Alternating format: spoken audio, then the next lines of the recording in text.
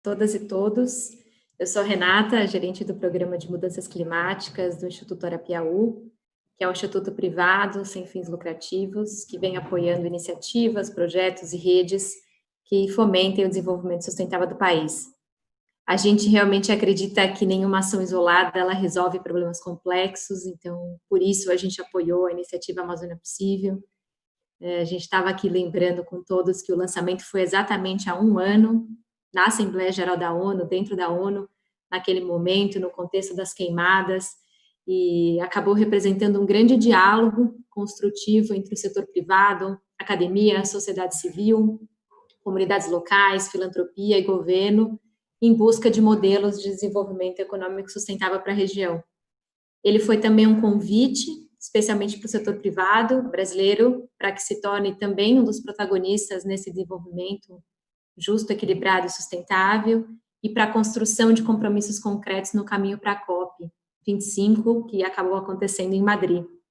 Nós chegamos na COP 25 com o setor privado, boa parte também está aqui hoje, algumas empresas na sua primeira conferência do clima, e lá a gente apresentou alguns cases empresariais na Amazônia, e a primeira versão do que são os 10 princípios empresariais para o desenvolvimento sustentável da região. Acho que vale dizer que a gente passou por um processo de consulta pública, que foi muito colaborativo, envolveu diversas empresas especialistas na revisão para a gente chegar ao que hoje é esse documento. O documento ele pretende ser um norteador para empresas que desejam operar de forma mais sustentável na Amazônia, e também ele serve de embasamento para o planejamento estratégico e para a priorização de projetos dessas empresas. Como vocês poderão ver depois, para cada princípio, há uma relação com a Agenda 2030, com indicadores para monitorar o engajamento da empresa e referência das iniciativas que já existem e que a empresa poderia apoiar, inclusive, para aprimorar suas atividades. Além disso, a gente tem uma série de cases empresariais de sucesso já existentes na região, alguns que serão expostos também aqui hoje, e que servem de inspiração para outras empresas, para mostrar que existe essa Amazônia possível, que alinha a produção e conservação. Por isso que é uma alegria enorme estar aqui hoje, ver o quanto essa iniciativa evoluiu depois de um ano do lançamento na ONU. A gente realmente espera que ela siga com esse objetivo concreto de construção de modelos de desenvolvimento para a região amazônica, porque a gente acredita que só assim, envolvendo todos os stakeholders relevantes, a gente vai conseguir construir caminhos de futuro de desenvolvimento que concilie potência ambiental com a potência agrícola e faça com que o Brasil desponte como líder em uma economia de baixo carbono e alta biodiversidade. O desafio ele é enorme, mas o que a gente vê com essa iniciativa é que a oportunidade ela é maior ainda. Eu queria, antes de passar a palavra para o André, fazer alguns lembretes que, primeiro, é que vocês podem encontrar todas as informações e esse guia dos 10 princípios empresariais no site amazoniapossível.com.br, e também dizer que a iniciativa é fruto de um processo colaborativo, construção conjunta com a Coalizão Brasil Clima, Florestas e Agricultura, com o Conselho Empresarial Brasileiro para o Desenvolvimento Sustentável, com o Instituto Ethos, com a Rede Brasil do Pacto Global da ONU e com o Sistema B. Então, gostaria, sem mais delongas, de passar a palavra para o André, que é co-facilitador da Coalizão Brasil Clima, Florestas e Agricultura e também diretor executivo do IPAN. O André ele vai fazer uma fala inicial, contextualizando um pouco o cenário da Amazônia, hoje, depois de um ano, e vai conduzir o nosso painel com o debate com empresas que atuam na região. André, com você, muito obrigada. Muitíssimo obrigado, Renata. É um prazer estar aqui. Eu quero agradecer imensamente ao Arapiaú e ao nosso programa conjunto, né, Amazônia Possível, pela oportunidade da gente estar conversando aqui nessa Semana do Clima de Nova York sobre os desafios que eu acho que todos no mundo hoje estão preocupados, enfim, como é que a gente vai realmente sair lá na frente, né, como dizem no jargão, enquanto humanidade, diante desse conjunto de desafios que a gente está enfrentando, desafios ambientais, desafios de saúde, desafios sociais, econômicos, geopolíticos, todos juntos e misturados ao mesmo tempo. Então, realmente, nós estamos diante de um desafio enorme. E aqui, no caso do Brasil, a Amazônia se coloca como um ponto nevrálgico nesse processo global inteiro, mas mais especialmente para o nosso país. Quer dizer, a Amazônia A ministra Isabela Teixeira, ex-ministra Isabela Teixeira, tem uma frase que eu acho que ela é muito feliz em dizer, que a Amazônia coloca o Brasil no mundo, mas ela tem o potencial também de tirar o Brasil do mundo. E o que nós estamos vendo recentemente, nos últimos anos, é um processo continuado de, enfim, erosão da nossa reputação, em grande parte ligado ao que está acontecendo na Amazônia. Então, eu gostaria, Renata e amigos, de trazer um pouco essa perspectiva do que está acontecendo na Amazônia, não somente no último ano, nos últimos 2 anos, porque isso está muito quente na nossa cabeça, mas eu gostaria de fazer aqui, trazer uma perspectiva um pouco mais histórica, tá? Talvez de 30 anos. Se a gente olhar na época da Rio 92, ou ali nos primórdios nos momentos anteriores a Rio 92, tá? A Amazônia tinha menos de 10%, a Amazônia brasileira tinha menos de 10% da sua área protegida.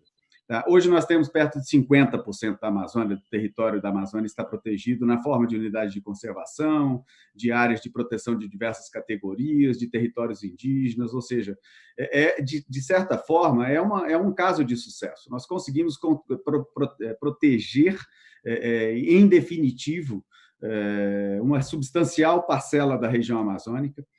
E eu acho que isso é uma vitória de toda a sociedade brasileira. Foi um processo, não foi feito por um presidente, ou um governador, ou um centro de pesquisa, ou um coletivo pequeno da sociedade. Não. Esse foi um processo que pressupôs o engajamento de vários governos subsequentes, o engajamento de governos em níveis diferentes, estaduais, municipais, federal, engajamento de empresas, setor privado, setor financeiro, ONG, sociedade civil organizada, instituições de pesquisa, universidades. Então, foi um processo construído a inúmeras mãos e que nos trouxe até, enfim, recentemente, a uma situação em que a gente tinha quase que uma tempestade perfeita, ou seja, há 5, 6 anos atrás nós estávamos num nível mínimo de desmatamento, nós conseguimos baixar o desmatamento da Amazônia, que chegou a um pico ali por volta do início dos anos 90, em 23, 24 mil quilômetros quadrados por ano. Nós conseguimos derrubar isso em 2013, 2014, nós estávamos aí por volta de 4.000, 4.500 quilômetros quadrados. Então, além da gente proteger, por conta, inclusive, dessa proteção que nós fizemos na Amazônia, nós fomos competentes enquanto nação e derrubamos o desmatamento da Amazônia em mais de 80% em 10 anos, aí, dos primeiros anos dos anos 2000 até 2012, 2013. Então, realmente, o Brasil conseguiu experimentar, naquela década, do início dos anos 2000, realmente uma entrega extremamente importante para os cidadãos brasileiros, em primeiro lugar, para os amazônidas e, por que não dizer, para o planeta, porque a Amazônia é uma peça central no tabuleiro da mitigação das mudanças climáticas. Eu convivo, até por função de ofício, com cientistas 24 horas por dia, e eu não me canso de ouvir desses cientistas, com maior ou menor grau de intensidade, a seguinte frase: não existe possibilidade da humanidade chegar nas metas do Acordo de Paris em 2100 sem a integridade da Amazônia mantida. Então, há visões das mais diversas, mas há uma certa unanimidade nessa questão. Ou seja, a Amazônia ela é, sim, do Brasil, mas ela é uma peça-chave no tabuleiro das mudanças climáticas globais. Só que ela está sob nossa guarda, portanto, as atenções do mundo estão ligadas para o Brasil. Mas eu quero voltar um pouco para a história que eu estava contando para vocês, porque, infelizmente, nos últimos 7, 8 anos, nós estamos experimentando uma reversão daquele processo de conquista que nós tivemos ali nos anos 90 e início dos anos 2000, infelizmente. Tá? A gente, obviamente, está muito crítico a posicionamentos, enfim, oficiais recentes, mas é importante colocar aqui que essa questão do aumento do desmatamento, do aumento das queimadas, vem num processo crescente desde 7, 8 anos atrás. Houve, sim, nos últimos 2 anos, um aumento substancial. O ano passado, nós vimos um aumento do desmatamento na Amazônia em torno de 20% em relação ao ano anterior, e muito provavelmente nós vamos experimentar um aumento desse nível ou até maior neste ano em relação ao ano passado. Ou seja, nós estamos realmente diante de um momento crítico de aumento, e a preocupação que eu tenho, enquanto pessoa que trabalha na região e que, enfim, coordena trabalhos na região amazônica, minha preocupação é de que isso vire uma tendência. Uma coisa é pico, a outra coisa é a gente estacionar num patamar mais alto. Eu gosto sempre de fazer uma analogia, que a analogia que eu faço com o desmatamento, ou com o fim do desmatamento, é a gente estar dirigindo um carro a 60 km por hora na direção de um muro, que é o tipping point, né? A gente pode estar dirigindo a 60 quilômetros, a 80 quilômetros ou a 100 quilômetros. A gente vai bater no muro em algum momento e vai se machucar. Então, a gente precisa, na realidade, baixar essa velocidade para níveis muito baixos, tá? E, quiçá, zerar essa velocidade no futuro próximo para que a gente realmente consiga manter a integridade da Amazônia. E eu quero terminar aqui essa fala de abertura dizendo o seguinte, reverberando um pouco, mais uma vez, as palavras da ex-ministra Isabela. A Amazônia, hoje, ela armazena, vou trazer alguns dados que eu acho que são interessantes para colocar um pouco a Amazônia em perspectiva. Ela está ali dentro da Amazônia o equivalente a 10 anos de emissões humanas de carbono. Tá? Acho que isso dá mais ou menos a dimensão do tamanho da encrenca que nós, enquanto humanidades, vamos nos meter se esse processo deletério continua. É ali na Amazônia também que a gente armazena, no mínimo, isso aí é uma conta conservadora, tá? No mínimo 10%, ou seja, uma em cada 10 soluções desse planeta em 3 bilhões de anos estão guardadas na Amazônia. Tá? Há cientistas que dizem que esse número pode chegar perto de 20%.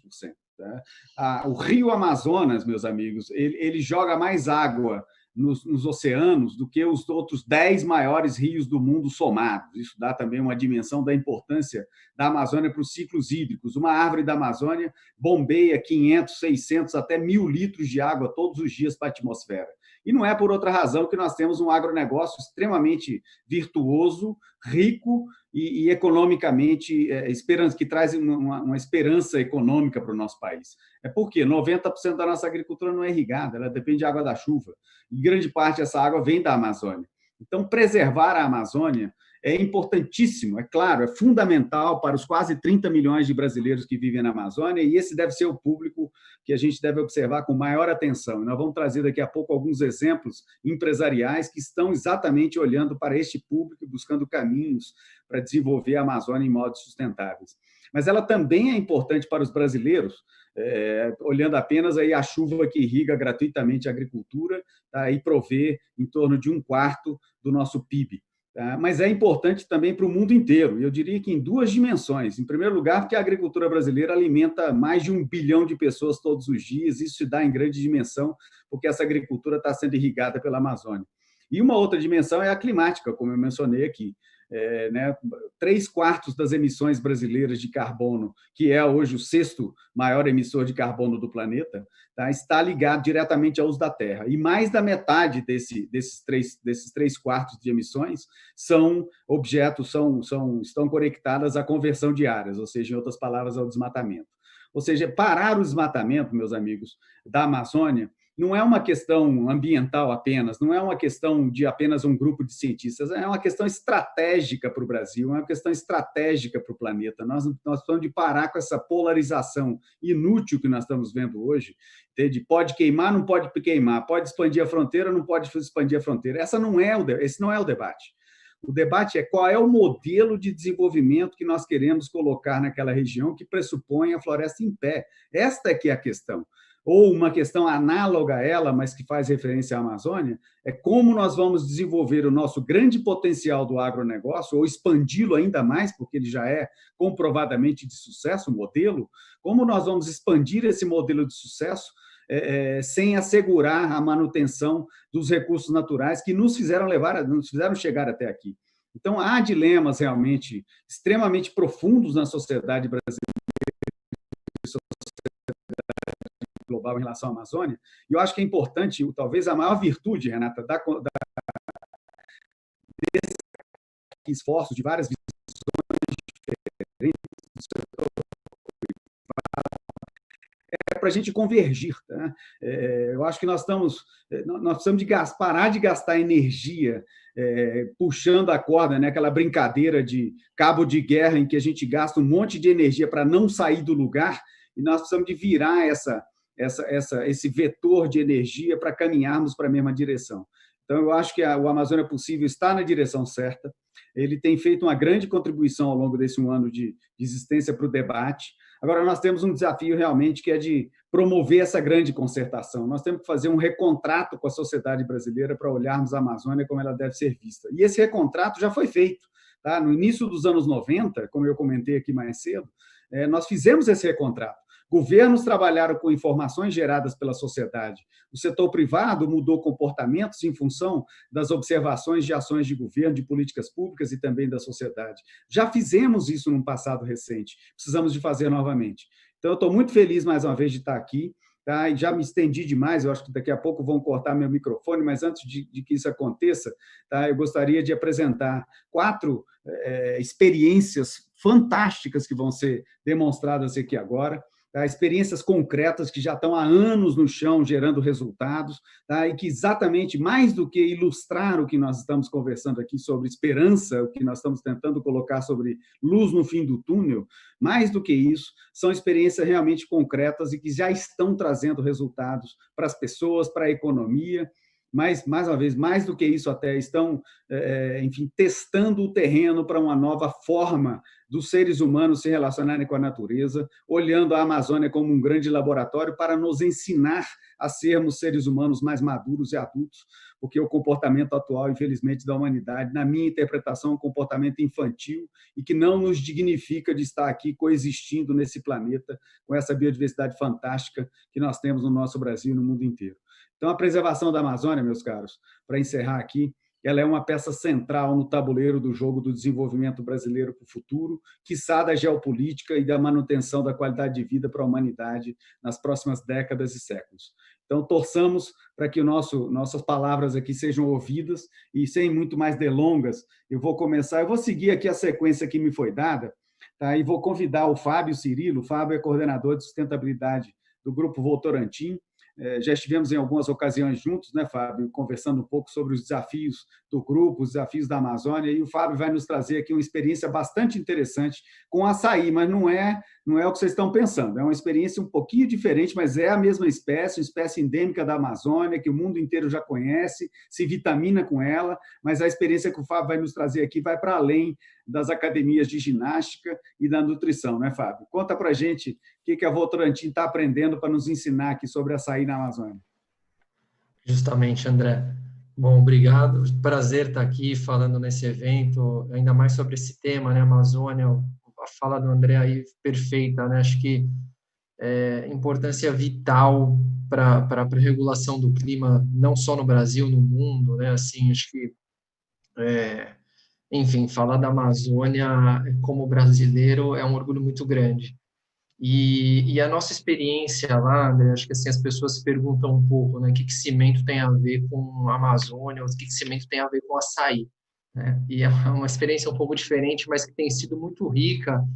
A gente, de fato, tem aprendido muito, um projeto super interessante, potencial incrível, a gente está conseguindo escalar esse projeto. Então, até os números que a gente colocou no relatório, a gente já tem números maiores, a gente está conseguindo realmente escalar. E para dar uma ideia do que a gente está fazendo, tá? Hoje, o Pará é o maior produtor de açaí no mundo, né? A gente tem uma operação lá no Pará de cimentos, na cidade de Primavera. Tá?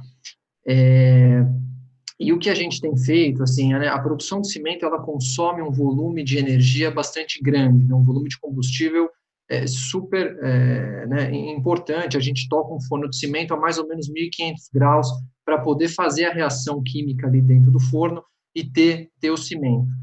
E o que a gente tem feito lá no Pará é buscado alternativas para substituir o combustível fóssil por biomassa, tá? O que traz uma redução de carbono super interessante. Então, o que a gente percebeu, né? A região, como eu disse, né, o Pará é o maior produtor de açaí do mundo, né? Exporta um volume gigantesco de açaí, e o caroço do açaí, ele sobrava, né? Hoje, o caroço, ele é 80% da fruta em massa, ou seja, 20% da fruta a gente explora, né? É a polpa que vira o açaí que a gente consome, e o caroço, esses 80%, ele acabava sobrando, ia parar no leito do rio, ia ser aterrado. Então, aí você tem todo um problema também da degradação desse caroço no ambiente, que, claro, é biodegradável, mas ele gera metano, e você também tem essa questão. O que a gente tem feito é coletado todo esse caroço, né, organizado até cooperativas aí, para passar por um processo de secagem rápido desse caroço e transformar esse caroço todo em energia, né, em combustível para o forno de cimento. Tá? Hoje, a gente está, agora em 2020, a gente já vai consumir mais de 100 mil toneladas de caroço por ano, tá? Agora, no ano de 2020.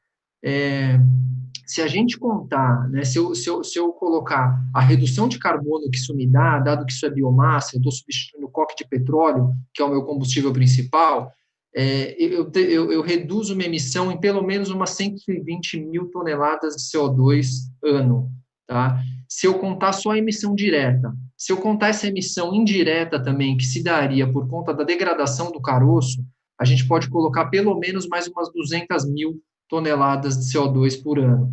Então, esse projeto ele tem um valor estratégico para Votorantim muito grande, né? A gente quer realmente escalar, olhar para outras cadeias, né? É uma forma de valorizar essa cadeia também, né? Esse material que antes era um resíduo vira um novo produto, então a gente está remunerando nessas comunidades também pelo caroço, tem toda essa vantagem, né, em termos de reduzir as emissões da nossa fábrica. Para dar uma ideia, agora em 2020, quase que 50% do consumo térmico, né, de todo o combustível que eu preciso para operar essa fábrica, vem de caroço de açaí. Tá? Então, realmente, é um projeto que tem um impacto bastante significativo lá para a região. E como eu disse, assim, a gente está nesse processo de explorar, né? A gente tem um outro projeto pequeno, mais na região do Nordeste, mas também com uma cadeia florestal, que é o babaçu, olhando também para o potencial, tanto de geração de renda, através da exploração do óleo, né, que vem da semente ali do babaçu, mas transformando o coco do babaçu, o que sobra desse processo, em combustível também para a fábrica. Então, assim, o André trouxe um pouco disso, né? Assim, o Brasil tem um potencial gigantesco, né, para explorar essa biodiversidade, né? Quer dizer, valorizar a floresta em pé. Tem artigos aí que falam que são pelo menos 500 produtos que têm potencial econômico na Amazônia, né? A gente tem esses principais, né? O açaí, o cupuaçu, a andiroba, a buriti, mas, enfim, são cadeias que têm um potencial grande. E eu acho que do nosso lado sempre tem esse olhar de poder valorizar um pouco mais essa cadeia, aproveitando essas sobras, né, desses processos como combustível, né? Então, isso é um pouco do que a gente está fazendo lá, André. Muito legal, Fábio. Na sua fala aqui, eu me lembrei de uma brincadeira que eu faço aqui com os meus pares, que é o seguinte: eu pergunto para todo mundo, o que você acha que é o produto de exportação mais relevante do Brasil? Uns vão dizer soja, outros vão dizer minério, vão dizer nada disso. O maior produto de exportação do Brasil é fotossíntese. Essa é o nosso grande potencial. Nós somos um país tropical, tem chuva, tem sol à vontade, e a gente exporta soja que vem de fotossíntese, algodão que vem de fotossíntese. E o que a Votorantim está fazendo é exatamente tornar o aproveitamento desse potencial fotossintético brasileiro e torná-lo mais eficiente. Parabéns, Fábio, pela iniciativa. Eu fico aqui, como já te falei, entende, na torcida para isso virar mainstream, que a gente aproveite os resíduos, que a gente use com inteligência o que a natureza está nos dando sem cobrar nada, como é o caso da fotossíntese. Então, parabéns a Votorantim pelo trabalho.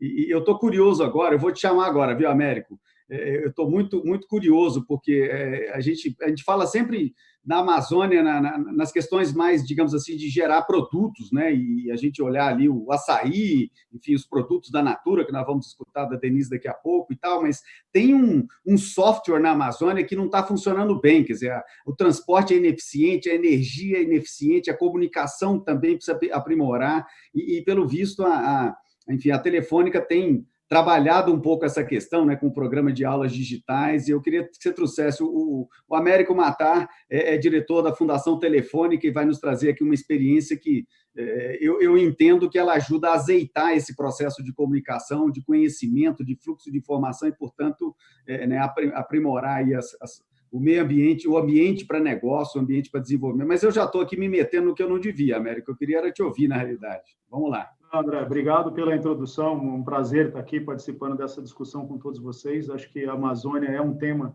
que está na nossa pauta, mais do que sustentabilidade, está ligado a questões econômicas e diversas outras dimensões que talvez, se a gente perder, que nós vamos conseguir avaliar concretamente o que vai suceder.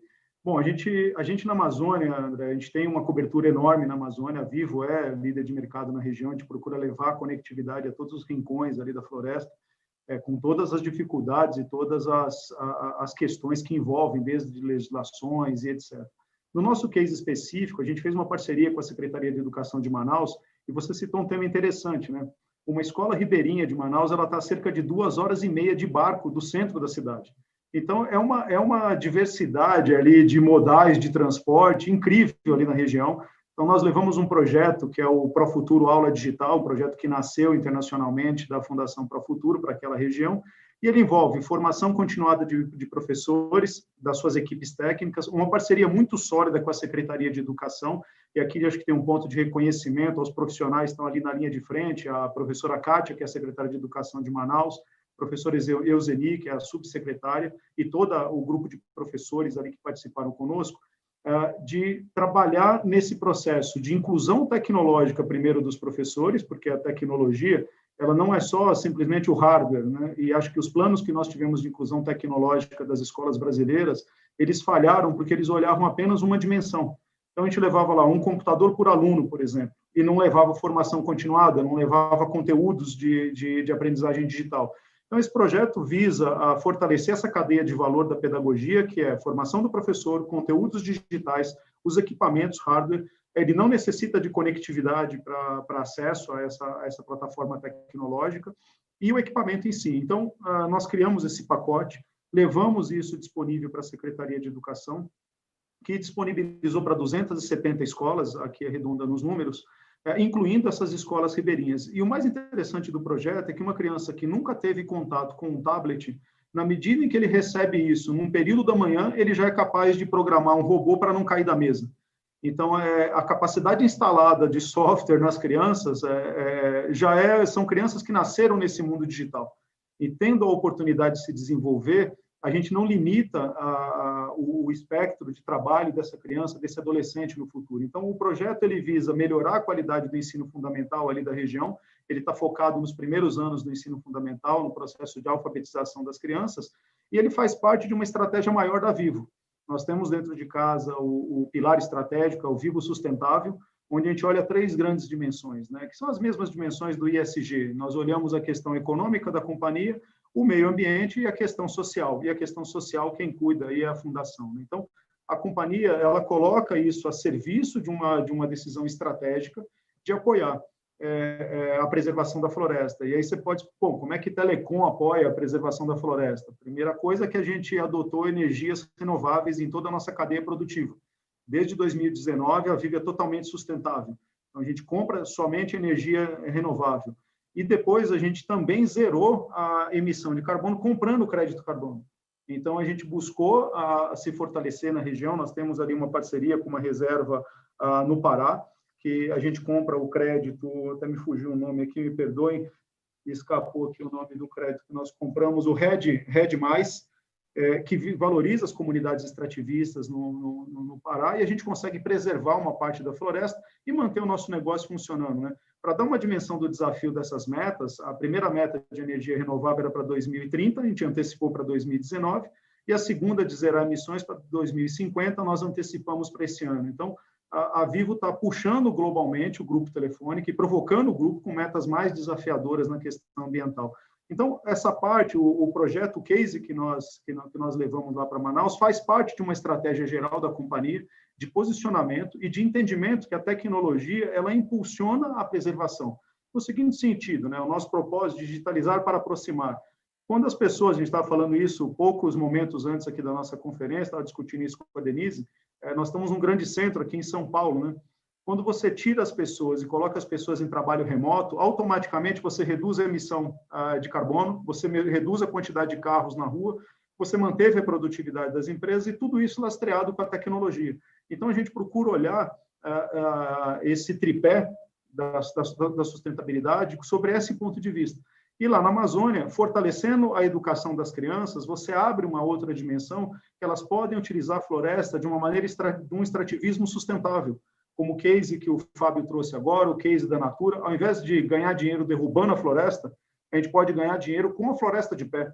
Até porque tem um volume ali interessante, né, de crédito carbono que não está capturado na floresta de mais de 3,6 trilhões de reais a gente não captura. Isso foi dado divulgado no Fórum Intragovernamental de Sustentabilidade e Serviços. Então, a gente acredita que, através da formação dessas crianças, preparação para o mercado de trabalho, ele se tornando um adolescente capaz e tendo possibilidades de se desenvolver, automaticamente a gente consegue contribuir com outras políticas de sustentabilidade da região, isso dentro de uma estratégia maior do negócio como um todo.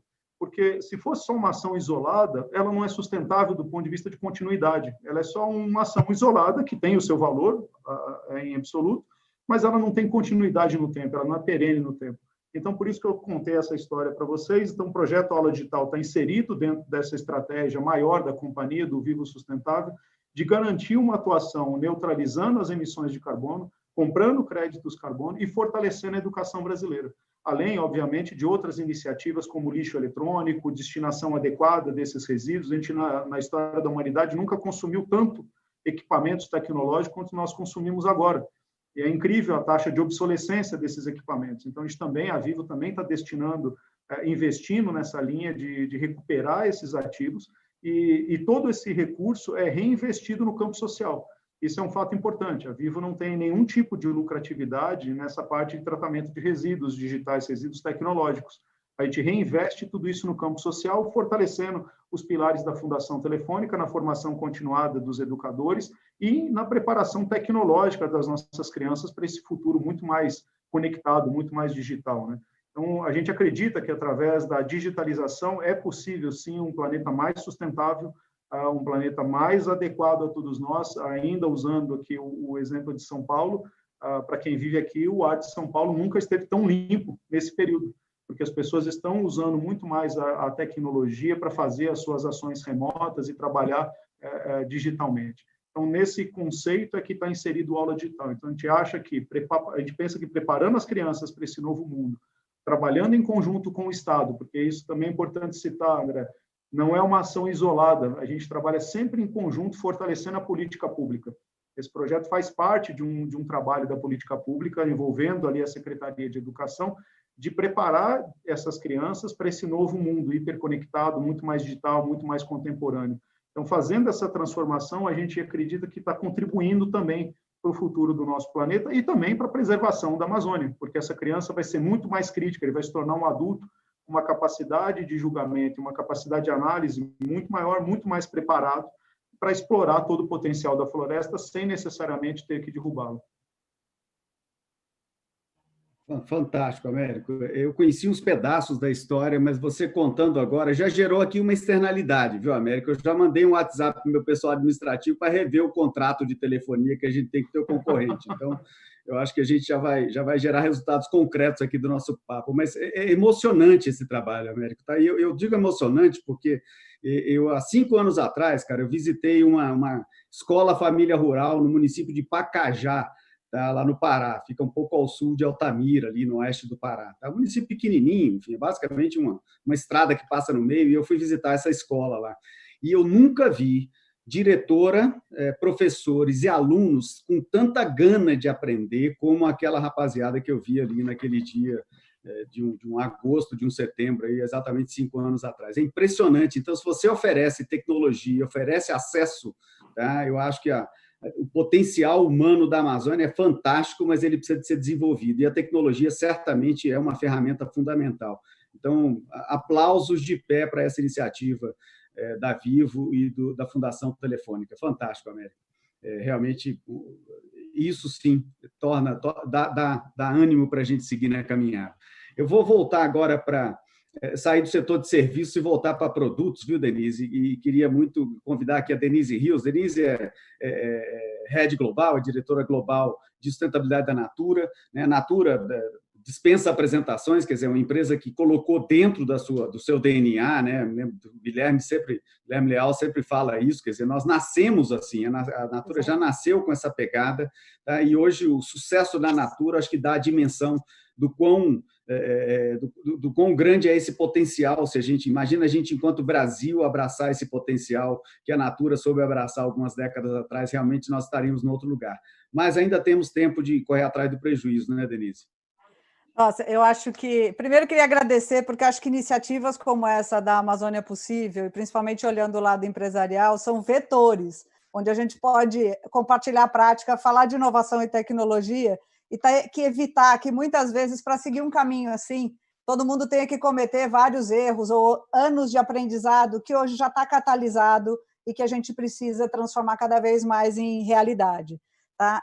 Eu acho que a Natura, sim, mais do que nunca, é um exemplo de que a gente precisa e pode cada vez mais reconciliar desenvolvimento econômico com preservação, tá? E inovação com impacto positivo. E vou pegar desse gancho de inovação, seja porque eu acho que, tanto no modelo de educação, né, quanto no que o Fábio trouxe, tanto o Amaro e o Fábio trouxeram, o quanto esse olhar em rede pode significar oportunidade de novos modelos de negócio, de reduzir impacto, e muito pelo contrário. Tá? Acho que, mais do que reduzir impacto, pensar em modelos que são regenerativos, e por serem regenerativos, tá, eles trazem melhor resultado. Vou falar de um deles, por exemplo, quando o Fábio fala da biomassa na Votorantim, aquilo que a gente usa como polpa para o produto, o caroço é um subproduto que a gente também usa, mas se a gente estiver próximo, é bem provável que a gente crie polos de desenvolvimento sustentável, onde o subproduto de um seja a eficiência de outro. Quanto mais tecnologia a gente tiver, tá, mais a gente pode escalar alternativas, inclusive para um modelo educacional que tem que respeitar, às vezes, a grade do local. A gente tem uma experiência onde a repartição de benefícios gerou lá uma escola comunitária, mas teve que mudar toda a grade, justamente porque no bioma Amazônia você tem safras e momentos em que as pessoas não vão respeitar o julho, janeiro e fevereiro. Então, acho que tem um grande desafio da gente cada vez mostrar essa Amazônia possível para nós, para os brasileiros, e desenvolvermos nessa rede empresarial um compartilhamento de conhecimento e tecnologia para aplicar para uma escalada, tá? Que precisa ser rápida, que precisa ser importante e que precisa acontecer. E o setor empresarial, juntamente com os investidores e o consumidor, as pessoas, têm um papel super importante em acelerar essa agenda. Contando um pouco o caso da Natura, eu acho que uma das marcas mais icônicas da Natura é Ecos, que está há mais de 20 anos na Amazônia. A gente tem um programa Amazônia dedicado a desenvolver o que a gente chama da bioeconomia, tá? E que hoje mais de 1,8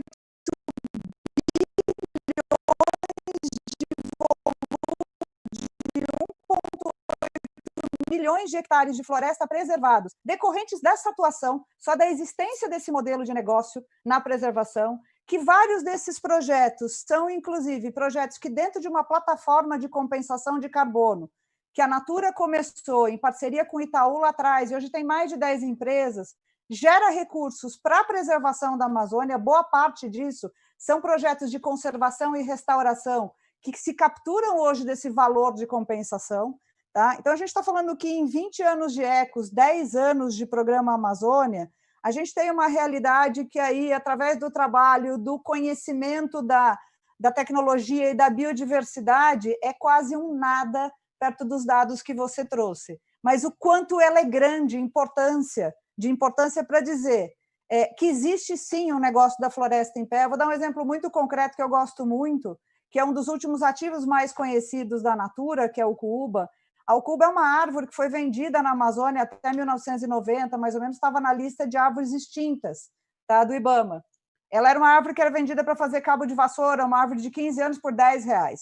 Uma ucubeira produz por ano, só em sacas de ucuba bruta, tá, o equivalente a R$100, se der tudo errado, se não chover. Tal. E ao desenvolver, entender, junto com repartição de benefício, conhecimento tradicional, toda a potência desse bioativo, a gente tem hoje um ativo cosmético, tá? Uma linha inteira de cosmética disso que compete, que na verdade é uma das manteigas hidratantes mais poderosas do mundo, e distribuindo o valor com micro-refinarias, criação de comunidades, criação de, na verdade, não uma cadeia de fornecedores, mas uma rede de proteção que tanto garante que a gente continue podendo fazer negócios com esse modelo de impacto positivo, como desenvolvendo a região numa vocação para além do que ela tem. Esse é o mínimo impacto que a gente gera, mas o quanto os outros, isso não representa nem 1% da biodiversidade da Amazônia, dos mais de 5 mil frutos conhecidos, e para cada um ativo que a gente descobre, a gente tem potencial farmacêutico,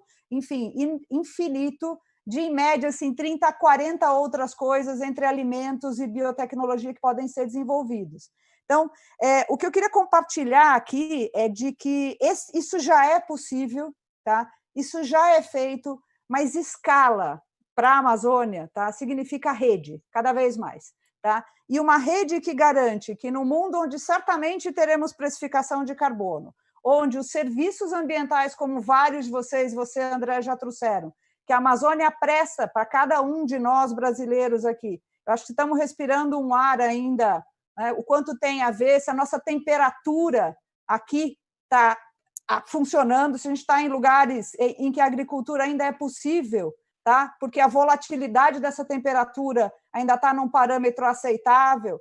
Eu acho que o grande papel da Natura, fazendo parte desse grupo e convocando todo o setor empresarial a pensar uma estratégia para a Amazônia que torne ela de um risco hoje de desmatamento, um risco para a imagem do Brasil, aí reforçando, inclusive, o papel que a gente tem visto dos investidores e das empresas, mas, mais do que isso, numa potência, tá? numa potência da biodiversidade, que talvez seja uma das grandes oportunidades para o Brasil. E reforçando de novo, que eu acho que o nosso papel, inclusive com o lançamento agora da visão do grupo, né, que tem um dado muito especial para a Amazônia, além de todas as outras metas, mas que se inspirou talvez no trabalho da Natura, para ter um compromisso ligado à Amazônia de todas as 4 empresas do grupo, e um compromisso novo, não só de dobrar os nossos investimentos em ativos e preservação na floresta, mas garantir, até 2025, os melhores esforços em rede para o desmatamento zero nos próximos 5 anos.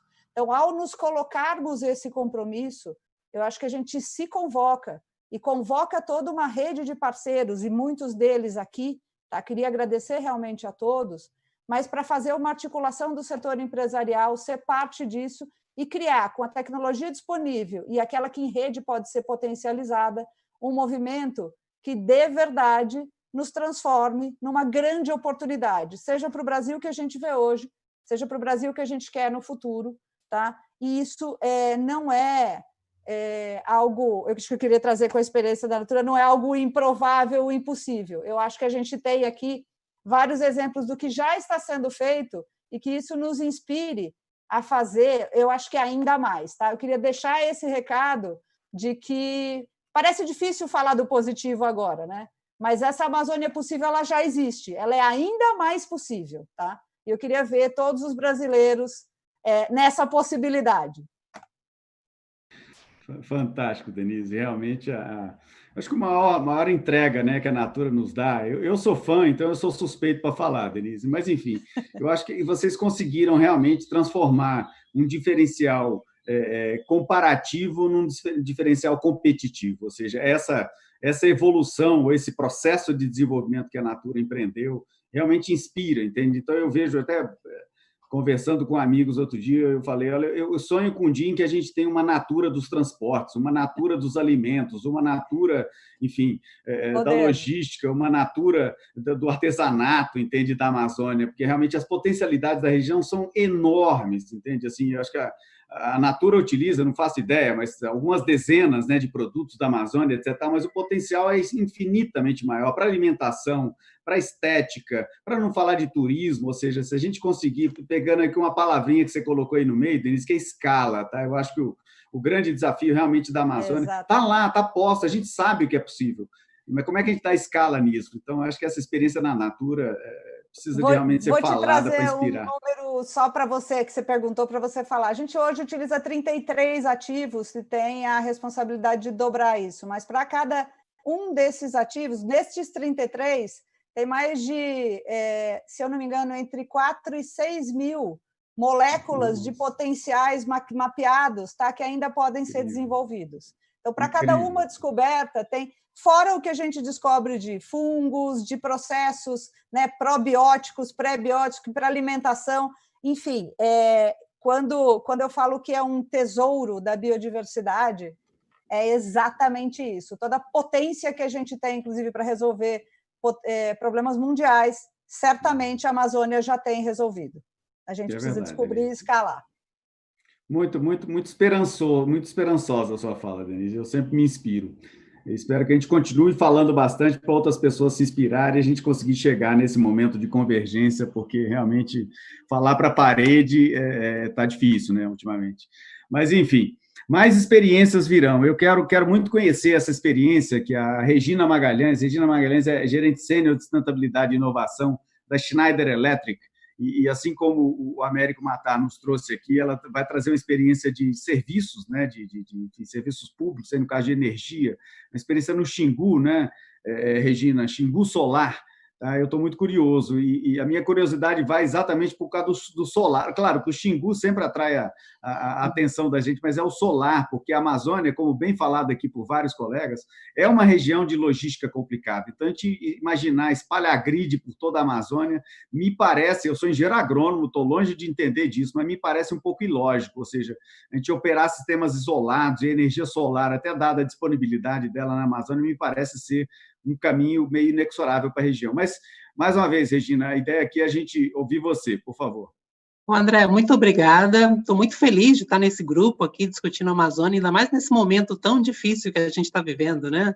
Só notícias ruins sobre a Amazônia, Pantanal, Cerrado. E, apesar disso tudo, eu, como a Denise, também sou otimista, porque eu acho que essas poucas iniciativas, existem muitas outras iniciativas importantes sendo desenvolvidas na Amazônia, elas mostram um caminho realmente de uma outra Amazônia, de uma Amazônia possível, né? Elas estão criando novas oportunidades para as comunidades da Amazônia e para o desenvolvimento sustentável na região. Eu vou contar sobre o projeto do Xingu Solar, mas antes deixa eu falar um pouquinho da Schneider. Acho que não é uma empresa tão conhecida, principalmente conhecida na Amazônia, né? Então, assim, para quem não conhece, a Schneider é uma empresa global, de origem francesa, e é uma empresa focada em automação industrial e gestão de energia. A gente desenvolve tecnologias do que a gente chama hoje de indústria 4.0 para todo tipo de indústria, infraestrutura, né, no mundo inteiro. Tá? E a empresa, já há muitos anos, há quase 20 anos, ela definiu 2 grandes propósitos que estão na base do seu modelo de negócio. Não são propósitos que fazem parte de projetos sociais, mas são propósitos que são base dos seus negócios. O primeiro é utilizar tecnologias digitais. As tecnologias da Schneider são baseadas em internet das coisas, computação em nuvem, inteligência artificial, automação. O que a gente chama de indústria 4.0 é o que a gente oferece para empresas em diferentes segmentos. O propósito da Schneider é utilizar essas tecnologias digitais para tornar a energia, o uso de energia mais sustentável, para reduzir emissões de carbono na indústria e na infraestrutura no mundo. Tá? E a gente, inclusive, tem metas para redução de emissões de carbono dos nossos clientes. Está terminando agora em 2020, um plano de 3 anos, e a gente está alcançando a meta de reduzir, que os nossos clientes, com base no uso das nossas tecnologias, estão reduzindo suas emissões em 120 milhões de toneladas de carbono. Isso corresponde, a indústria brasileira emite, em média, por ano, 100 milhões de toneladas de carbono. Então, a gente está contribuindo para reduzir no mundo inteiro, né, o equivalente ao que as indústrias em todo o Brasil emitem de carbono. Então, uma única empresa tem tido um papel importante, que mostra não só a importância que a empresa vem dando à questão da mudança climática, mostra o potencial que essas tecnologias têm para promover desenvolvimento sustentável. Eu tenho falado muito sobre isso, de que a gente tem uma grande oportunidade, que é usar tecnologias digitais para tornar o mundo mais sustentável. Eu acho que, e de uma forma, principalmente, de fazer com que as empresas consigam usar a sustentabilidade como parte do seu modelo de negócio e ter bons resultados econômicos, ter lucro, promovendo sustentabilidade. Não só ambiental, mas também social, que aí é o segundo grande propósito da empresa. É uma empresa que trabalha no mundo da energia, e estamos trabalhando na 4ª revolução industrial. Mas o mais absurdo é que tem quase 1 bilhão de pessoas no mundo que não chegou na 2ª revolução industrial, porque não tem acesso à energia elétrica. Né? São pessoas que vivem praticamente no século XIX. Né? E a gente definiu como compromisso, né, levar energia elétrica e tecnologias digitais para essa população, inclusive para a Schneider. acesso à energia a gente considera como um direito humano básico. Por que é tão importante assim? Energia, imagine a gente vivendo sem energia elétrica, como seria a nossa vida, como é a vida da maioria dessas pessoas. Né? Ela tem impactos econômicos, sociais, tem impactos na saúde, tem impacto na educação, né? E os casos que eu vou falar lá do que a gente tem visto na Amazônia mostram como que esse impacto é muito grande, né? E como que ter acesso a uma energia de forma sustentável modifica a realidade dessas comunidades também. Bom, ainda antes, eu vou deixar o Xingu para falar no final. Antes disso, eu quero dar um exemplo de uso de tecnologia da indústria 4.0 na Amazônia. Tá? A gente tem falado bastante sobre isso, né? Existem várias iniciativas e tem um potencial gigantesco de transformação e de fazer com que, vocês estavam falando de escala, de fazer com que essa produção baseada no uso da biodiversidade de maneira sustentável, ela ganhe escala e seja o principal motor de crescimento e de desenvolvimento da Amazônia. A gente acabou de implantar esse ano um laboratório em parceria com o Instituto de Desenvolvimento Tecnológico de Manaus. É uma escola de indústria 4.0. A gente está treinando jovens em Manaus, né, para operar tecnologias de indústria 4.0, mas mais do que isso, os pesquisadores desse instituto estão junto com a Schneider, utilizando tecnologias e adaptando essas tecnologias para a realidade da Amazônia. Basicamente, tem 3 focos. Automação. Então, imagina você ter todas essas tecnologias, por exemplo, de beneficiamento de açaí, de ucuúba, né, de todos os produtos que a Amazônia pode oferecer para o mundo, produzido de uma forma, usando automação, produzindo de uma forma mais eficiente, com menos emissões de carbono, aumentando a produtividade. Outro é desenvolver tecnologias, e a gente acabou de lançar globalmente, né, um sistema tecnológico que usa a internet das coisas, blockchain, para fazer rastreamento de produtos de ponta a ponta. Então, a gente consegue, né, rastrear a origem de um produto desde a comunidade até o supermercado, né, garantindo com que a origem desse produto seja certificada e que a gente tenha confiança de que aquele produto foi realmente produzido de uma maneira sustentável por aquelas comunidades, garantindo um retorno adequado para aquelas comunidades do produto que foi desenvolvido. E um outro foco, que é utilizar as tecnologias digitais para fortalecer a produtividade da bioeconomia. Né? E essas tecnologias estão acessíveis, né, junto com o INDT em Manaus, e a ideia é que o maior número possível de empresas na região amazônica possam se beneficiar, né, dessas tecnologias que estão sendo desenvolvidas e que os jovens estão sendo treinados para poder operá-las na região. Bom, então entro para o programa do Xingu Solar. O Xingu Solar faz parte de um programa de acesso à energia, esse compromisso da Schneider de fazer com que a energia seja um direito humano, de que grande parte da população que não tem acesso à energia possa se beneficiar dessa tecnologia que é básica para as condições mínimas, né, de qualidade de vida.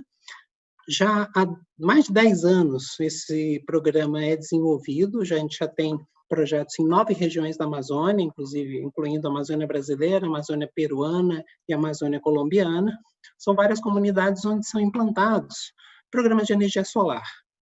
Né? E, de fato, na Amazônia brasileira existem hoje 2 milhões de pessoas que não têm acesso a nenhum tipo de energia.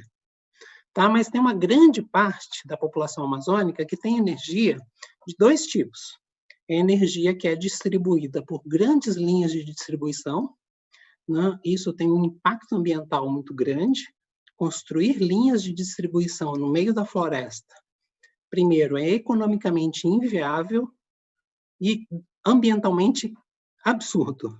Né? Porque você tem que desmatar a floresta para construir linhas de distribuição. Essas linhas estão sempre tendo problemas e falhas. Qualquer tempestade, que acontece quase todos os dias, destrói e apaga as luzes nessas linhas de distribuição. Então, é um grande problema. Ou então, uma grande parte das comunidades geram energia elétrica por motores a diesel. Tem um problema gravíssimo do custo do diesel. Você tem que transportar o diesel até essas comunidades, eles tem um custo muito alto para essas comunidades, e isso aí provocam poluição, provocam riscos, né, de acidentes às pessoas que operam. Só para ter uma ideia, no Xingu, a gente teve o exemplo de um professor, né, que vive lá numa comunidade dentro do Xingu, e que ele gastava quase metade do salário que ele recebia para comprar diesel para gerar energia para a escola. Então, isso tem um impacto muito grave. Bom, a energia solar reduz esse custo, ela permite uma oferta de energia estável. A gente tem um caso em Manaus, ou numa comunidade próxima de Manaus, em Tumbira, em Américo, que é utilizada a tecnologia que vocês utilizam, né, de educação digital, e que a escola, no horário da noite, ela muitas vezes parava de funcionar, porque caía a linha de energia, né? Então, essa escola, durante vários anos, ela foi a única que tinha aula todos os dias, porque tinha energia estável e segura, né? Além disso, teve um outro impacto impressionante. A comunidade tinha que secar e conservar o pescado em sal, um método tradicional de conservação de alimentos. Eles perceberam que a taxa de hipertensão na comunidade era muito alta, né? E com o uso da energia solar, as pessoas passaram a ter suas geladeiras, deixaram de utilizar o sal para a conservação dos alimentos, e isso ajudou também a melhorar as condições de saúde dessas comunidades. Além disso, uma comunidade que tinha como principal atividade econômica a exploração de madeira, tendo energia, ela passou a operar o turismo. Então, vejam que impacto grande, né? A implantação de um sistema de energia solar pode transformar a realidade de uma comunidade. No caso do Xingu Solar, é uma parceria da Schneider com o Instituto Socioambiental, com o Consulado da Mulher. Foram implantados sistemas de energia solar em 30 comunidades dentro da área indígena do Xingu. Essa energia solar, ela gera energia para as escolas, para os postos de saúde e para as associações, né? E, além disso, um trabalho fundamental, como a gente estava conversando antes de iniciar essa atividade, a tecnologia ela só é viável se as pessoas, se a gente primeiro promove um processo de transformação cultural, promove um processo de educação, né, para que as pessoas possam entender o uso da tecnologia, que essa tecnologia possa se adaptar à realidade dessas pessoas, né, e para que elas realmente possam fazer um bom uso dessa tecnologia. Então, além de implantar a tecnologia, a gente faz todo um trabalho de treinamento, junto com o Senai. O Senai é um grande parceiro da Schneider no Brasil inteiro, né, e foram treinados líderes das comunidades em eletricidade e em manutenção dos sistemas de energia solar para garantir a continuidade do funcionamento desses sistemas, né, e com redução de custos, que eles pudessem, né, operar esses sistemas de forma adequada e manter a vida útil desses equipamentos pelo máximo de tempo possível.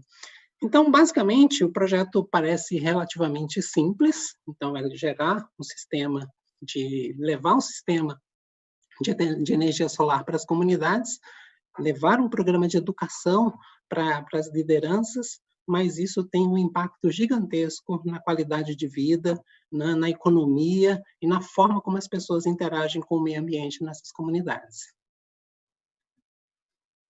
Muitíssimo obrigado, Regina. Eu não podia concordar mais, até porque eu me lembro, sabe, Regina, de estar numa comunidade, eu não estou me lembrando onde era no Pará, no dia que a energia chegou. Tá? Era o programa Luz para Todos, né, de governos passados, mas eu estava lá nesse dia, e o pessoal tinha comprado algumas máquinas, picadores, etc. Mas a alegria das pessoas, depois eu voltei 6, 8 meses depois nessa comunidade, a realidade mudou completamente. A realidade econômica mudou, entende? Até a forma com que as pessoas se postavam, entende? Diante de um visitante, ou seja, tem uma mudança cultural absolutamente profunda quando você disponibiliza energia, seja para ensinar e aprender, seja para produzir, seja para lazer, entende? Ou para desenvolver oportunidades econômicas. Realmente é um fator de mudança total da realidade das pessoas. Agora, na Amazônia, temos todos esses desafios, né, de como é que você conecta comunidades isoladas, etc., que a gente pode olhar como um desafio ou como uma oportunidade de desenvolvimento tecnológico, de exploração de novas fronteiras de desenvolvimento, ou seja, de um outro papel para as empresas, né, que trabalham na região, ou seja, tem inúmeros aprendizados aí que a gente pode tirar desse processo da experiência da Schneider. Então, muito obrigado, Regina. E eu vou aproveitar que você falou no final de energia, né? A gente deu uma energizada aqui agora. Tá? Estão chegando aqui algumas perguntas pelo chat. Eu queria fazer uma pergunta meio geral, tá? Eu vou querer escutar um pouquinho cada um de vocês. Tá? Eu vou começar pelo Fábio. Vamos tentar fazer a mesma sequência que a gente fez anteriormente. A pergunta é a seguinte, quer dizer, roubando um pouco, Denise, pegando emprestado, desculpe, a sua palavra da escala. Tá? A gente está vendo aqui, né, iniciativas mainstream, fantásticas, entregando resultados concretos, melhorando a qualidade de vida das pessoas, etc. Mas nós temos um desafio, que é realmente dar escala a esses processos todos. Tá? Então, a pergunta para vocês é mais assim, pela visão do setor privado, das empresas de vocês, da convivência empresarial que vocês têm, o que a gente precisa fazer enquanto sociedade para a Amazônia se tornar ainda mais atraente, para vocês terem mais tesão, entende? De ir lá para aquela região, investir mais, gerar mais emprego, ganhar mais dinheiro, gerar mais divisas e tudo mais. Que alavanca que a gente pode fazer para esses processos ganharem um pouco mais de escala enfim. Fábio, começa contigo, cara. Vamos lá. Legal, André. Vou partir um pouco do case do açaí ainda, tá? Eu acho que o principal desafio que a gente tem hoje ali para dar mais escala para esse processo é, de fato, logístico, tá? Eu acho que, e aí quando a gente fala que a gente, né, como uma grande empresa tem um desafio logístico, eu fico imaginando os pequenos produtores ali, né, que precisam escoar sua produção, a dificuldade que isso se impõe, né? E eu acho que existem algumas soluções. Eu li recentemente um aplicativo que foi criado lá, que é quase que um Uber, assim, né, de transportes nos rios, né? Então, o cara vai lá, tem um barco descendo o rio, tal horário, e aí você contata e consegue escoar teu produto num preço, né, muito mais interessante. Então, acho que, assim, o ponto da Regina, né, assim, de energia, porque energia também, né, vai trazer toda essa questão do avanço, né, de uma possibilidade de ele ter um maquinário ali para beneficiar, ou de ter realmente luz, né, nas comunidades, nas escolas e tal, mas também a chegada da tecnologia, né, um ponto que o Américo trouxe também. Eu acho que essa conectividade pode ajudar muito, né, quando a gente pensa nessa questão logística, não dá para pensar em grandes projetos de infraestrutura, eu acho, né, assim, a gente vai ter que se adaptar um pouco à realidade daquela região e ser criativo para criar essas soluções de baixo impacto e que funcionem, né, para aquelas comunidades. E eu acho que um outro ponto fundamental, e aí talvez a Denise possa falar melhor do que eu, é investimento em pesquisa e desenvolvimento ali, assim, né, quer dizer, falta um polo, de fato, de desenvolvimento de pesquisa, olhar para essa biodiversidade, né, o que tem se falado aí de Amazônia 4.0, eu acho que tem um potencial gigantesco inexplorado, né, na Amazônia, que a gente precisa, de fato, colocar investimento em pesquisa, né, o próprio caroço do açaí, eu conversando um pouco, já vi o Carlos Nobre falar, né, que no caroço de açaí tem um óleo que vale infinitamente mais do que a polpa do açaí, né, se bem desenvolvido aquela tecnologia, o potencial que ele tem para medicamento e cosmético. Então, eu acho que falta, de fato, investimento em biotecnologia ali. Nossa, eu quero ver os próximos agora, porque vai sobrar pouca coisa para vocês. Vamos ver. Américo, o que é o teu take aí, cara? Bom, André, acho que o Fábio tocou num aspecto importante, né? Eu queria complementar sobre um olhar de parceria pública-privada. Eu acho que a gente tem que olhar para atingir a escala que a Denise bem trouxe, né? E na visão da educação, nenhuma fundação empresarial tem capacidade que o Estado tem de escalar as políticas públicas, né? Se a gente olhar, basta olhar um olhar raso sobre o orçamento total do MEC, nós estamos falando de 120 bilhões. Total da educação brasileira, 330 bilhões de reais. As fundações e institutos empresariais investem cerca de 3 bilhões. O último censo do GIF apontou isso.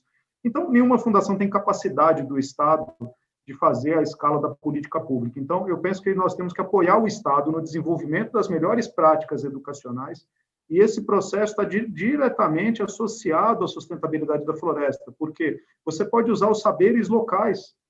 Existe uma ignorância sobre os saberes locais ou um certo preconceito. Eu costumo brincar que daqui do nosso 10º andar da Berrine não vai sair a solução. Não adianta eu pensar a política pública para uma escola ribeirinha, onde você tem ali uma classe multisseriada, com um conhecimento indígena, um conhecimento do aluno da cidade, o aluno que o pai é agricultor, e pensar na solução para essa escola a partir desse olhar aqui urbano. Eu tenho que pensar nessa solução em conjunto com aquele professor que está ali naquele dia a dia, enfrentando sol a sol as dificuldades que esse contexto representa e, por que não, as oportunidades que esse contexto traz. Então, eu acho que é a partir desse trabalho de influência na política pública, um trabalho a 4 mãos com o Estado, é possível, sim, desenvolver políticas e critérios de sustentabilidade. Eu acho que só esse olhar coletivo e aproveitando a força que os negócios têm, e aí acho que é o gancho para as fundações empresariais, sejam as que atuam na educação, as que atuam dentro do meio ambiente, é usar a sua velocidade, a sua agilidade para fomentar as pesquisas locais que desenvolvam outros potenciais socioeconômicos de desenvolvimento. Eu acho que sem isso não adianta nós falarmos sobre preservação da floresta enquanto o agricultor está passando fome. Isso para ele não faz sentido, esse discurso é muito longe da realidade dele. Ele tem uma necessidade higiênica agora que precisa ser atendida, que é alimentar seus filhos.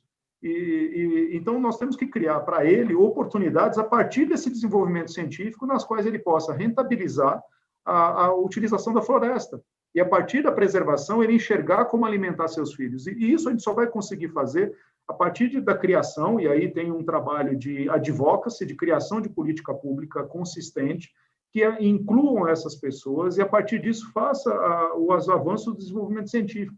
E o momento não podia ser mais oportuno. Nós estamos aí com fundos de investimentos internacionais fazendo pressão para a preservação da Amazônia e dispostos a colocar dinheiro nisso. Tem um fundo que eu estava lendo há poucos dias, o Storebrand, que tem alguns bilhões de dólares ali, que quer investir, mas disse o seguinte: se não for sustentável, eu não coloco R$1. Então, tem uma chance, uma oportunidade latente, André, que eu enxergo, de trabalho coletivo. Governo, fundações empresariais e empresas encontrando um matching de soluções que inclua, a partir daí, a preservação da floresta e o desenvolvimento socioeconômico das comunidades ribeirinhas e comunidades da floresta, porque existe um saber ali dentro, existe um conhecimento empírico, um conhecimento secular que está ali colocado da floresta, que nós não temos. Então, a partir do aproveitamento desse conhecimento secular, a gente consegue construir uma política pública muito mais inclusiva e que permita esse desenvolvimento socioeconômico da região a partir da preservação da floresta. Então, eu acho que, complementando a visão que o Fábio trouxe, eu acho que a forma de dar escala é essa soma desses atores. Não vai ser o governo sozinho, não serão as empresas sozinhos, não serão fundos internacionais, e eu não abro mão de dizer isso, a floresta é nossa, e nós temos que entender como preservá-la, sim, utilizando desses apoios internacionais.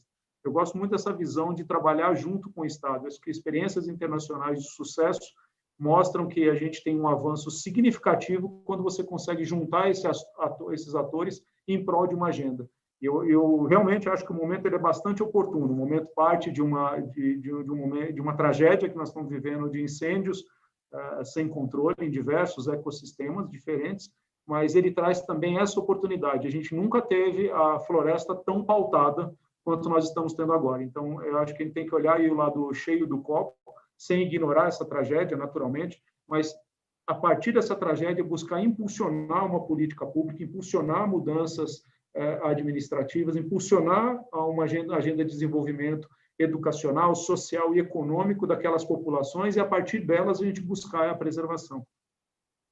Muito legal, Américo, muito legal. E até você traz uma visão que eu concordo muito, Américo, que é quase filosófica, né? Eu vejo muita gente falar que a Amazônia é muito complexa, etc. A Amazônia é complexa. Eu não gosto de falar que a Amazônia é complexa pelo seguinte, porque a beleza da Amazônia está exatamente na complexidade. O que a gente não deve fazer é tentar enquadrar, né, visão Berrine ou Asa Sul aqui em Brasília, né, Américo? Tentar enquadrar uma complexidade existente e bela numa caixinha que não vai encaixar, é tentar botar o triângulo na bola, não vai entrar. Então, vamos aceitar a complexidade da Amazônia e valorizá-la e construir em cima dessa. Beleza, né? Essa é a beleza, essa é a beleza da Amazônia. Ela é diversa culturalmente, ela é diversa socialmente, ela é diversa ecologicamente, ela é diversa climaticamente, ela é diversa geologicamente, ela é diversa sob todas as dimensões. Não existe uma grande Amazônia. Aquela visão dos anos 70 de uma mancha verde no mapa acabou, ela é uma mancha colorida, com todas as estirpes possíveis, e aí que está a beleza. Então, eu queria pegar esse gancho, Américo, não podia perder aqui para ressaltar, porque eu acho que esse eu vejo muito essa discussão tentando enquadrar a Amazônia numa caixinha. Espera aí, eu tenho 5 caixinhas aqui, que são os modelos que os filósofos e teóricos já testaram e aprovaram, eu vou tentar encaixar a Amazônia nela. Não, a Amazônia é um armazém de caixas em si, então esqueça tentar colocá-la dentro de uma caixinha, vamos trabalhar com a beleza dela, que é exatamente a diversidade. Complementar, André, o que você está citando, essa é a visão simplista, né? Eu gosto do simples. A visão simplista, ela perde essa riqueza que está ali disponível, e a gente não pode ignorar isso, porque ali reside a solução. Então, não dá, é o que você falou, não dá para sair daqui da BRN, da Asa Sul em Brasília, com os nossos modelos mentais fechados e chegar lá e tentar engessar as pessoas, pasteurizar a Amazônia. Não tem como fazer isso. Não vai rolar, não vai. Ainda mais os amazônicos, eles não vão deixar isso nunca acontecer. Aí vai ficar eterna queda de braço. E aí, Denise, e você que já conseguiu avançar um pedaço dessa estrada da escala, entende, de agregar aí atores importantes para trabalharem juntos? O que você nos diz? Adorando essa discussão da diversidade, porque eu acho que é isso, né? A gente vem talvez de um mundo que, ao tentar padronizar processos, entende o diferente como errado, né? Parece que o diferente fora do processo é aquilo que a gente considera erro marginal de processo. Na verdade, é a diversidade que é a fonte de inovação, é a diversidade que é a fonte do olhar.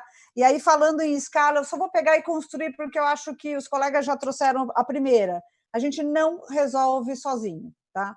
Então, assim, parcerias de redes empresariais, de diversos atores, como essa que a gente está discutindo aqui, e movimentos, inclusive, articulados para levar propostas de como pode ser feito, como foi recentemente a Carta dos CEOs, como é a mobilização da coalizão, como são aqui um guia, os 10 princípios para como isso pode ser feito, são essenciais. Então, acho que esse é a minha primeira fala.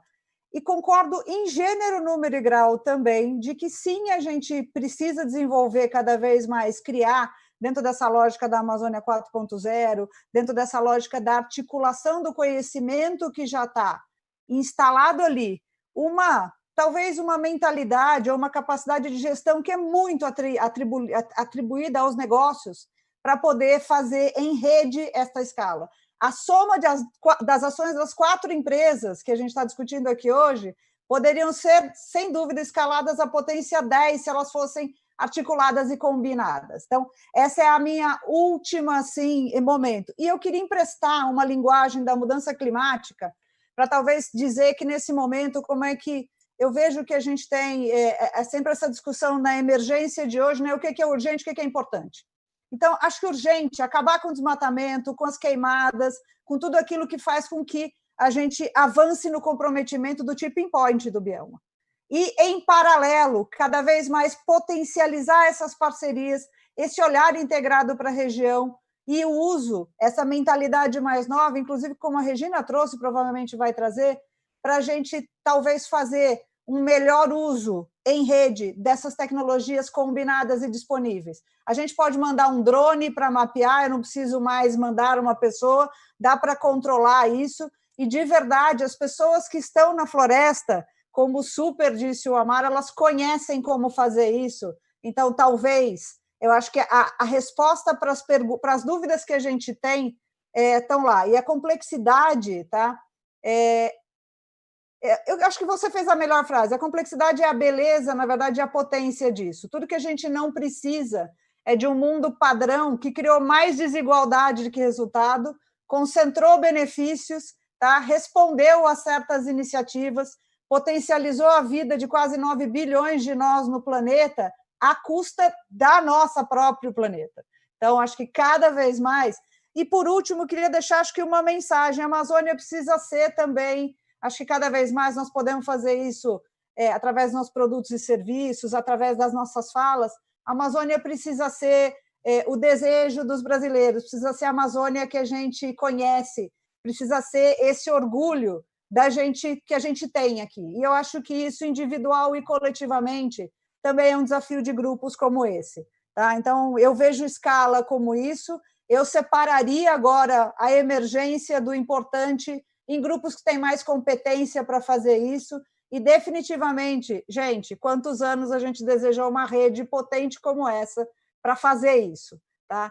Então, acho que cada vez mais a gente está, como a Maru disse, como o Fábio também disse, e como a Regina provavelmente vai dizer, no momento de fazer essa articulação e transformar aquilo que é um sonho, tá? E muitas vezes projetos separados, num plano.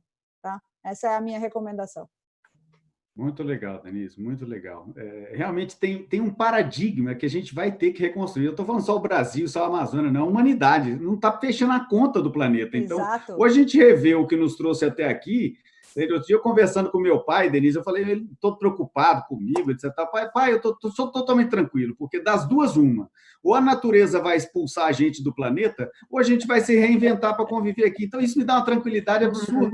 Eu continuo trabalhando, acordando todos os dias de manhã, indo para os meus calls, agora não vou mais para o escritório, né? Vou para as reuniões virtuais, aí super tranquilo, porque minha consciência está tranquila, a natureza vai dar jeito. A pergunta é se a gente vai estar junto ou não.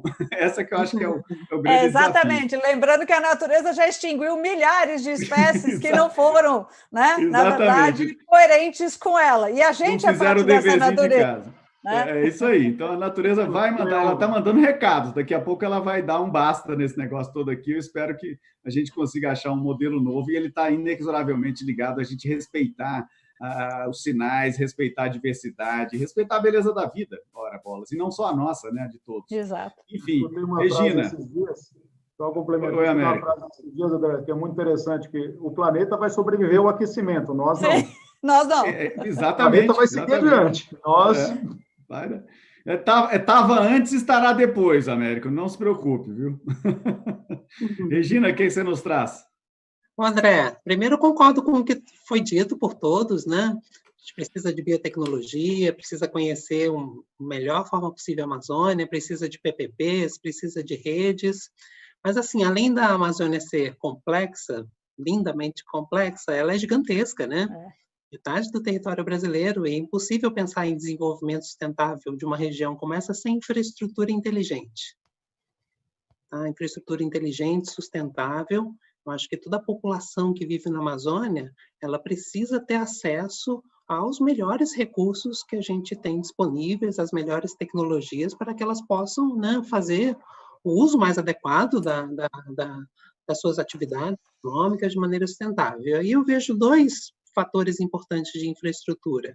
Primeiro é a energia elétrica, né? A gente precisa levar energia elétrica sustentável, não é levar diesel, não é levar linha de distribuição, não é construir hidrelétrica na Amazônia. A gente tem os estudos que a gente fez nessas regiões que estão fazendo na geração de energia solar, mostra que ela é muito mais eficiente do ponto de vista econômico do que o que a gente está acostumado a fazer na Amazônia para geração de energia. E isso não é só para a Amazônia, isso é tendência. Geração de energia de forma distribuída é tendência no mundo inteiro. Né? Então, a gente tem que também, e isso faz todo sentido, né? Pensando ecologicamente a Amazônia, não faz sentido você pensar uma infraestrutura centralizada. É preciso que ela esteja distribuída, organizada em redes, para que você possa ter uma infraestrutura adequada. Segundo, o transporte, né? Como é que você transporta pessoas, produtos nessa região gigantesca? O principal meio de transporte hoje na Amazônia é a hidrovia. Não, a gente tem que parar de fazer rodovias ou mesmo ferrovias, a gente tem que usar de uma forma adequada. Só que uma hidrovia baseada em diesel, baseada em combustível fóssil. A gente está fazendo um esforço muito grande, crescendo muito. Eu sou responsável na Schneider pelo segmento de transporte e indústria automotiva. Esse ano no Brasil, o número de carros elétricos cresceu 200%. 2020, durante o ano da pandemia, teve um crescimento de 200%. Eu sonho ver barcos elétricos circulando pela Amazônia. muito mais sustentável, muito mais econômicos. A energia solar, né, Regina? A energia solar, aí ia ser perfeito, hein? Exatamente, é perfeito. E é possível, viu, André? Não estamos viajando, não. Estamos falando de coisas que estão sendo testadas, estão sendo analisadas, são economicamente viáveis, além, né, de sustentáveis e muito mais adequados à realidade da região. Agora, para fazer tudo isso, a gente também precisa de um sistema financeiro mais adequado à realidade da Amazônia. E aí é super importante, né, que os grandes bancos privados se uniram para pensar juntos, né, alternativas para a Amazônia. E eu acho que a principal alternativa e a principal contribuição que eles podem dar é de ter sistemas de financiamento, de investimento em negócios, de microcrédito para as pessoas, baseado no uso dessas tecnologias e baseado no uso de uma produção sustentável. Eu acho que se a gente tem uma boa infraestrutura, se a gente tem um sistema de financiamento adequado, se a gente tem educação de uma forma adequada para essa população, a gente tem tudo para ter um processo de desenvolvimento em escala para toda a Amazônia. Muito legal, Regina. Não podia concordar mais. Adorei esse negócio dos barcos elétricos aí. Depois você me manda algumas referências, viu? Que eu tenho muita curiosidade.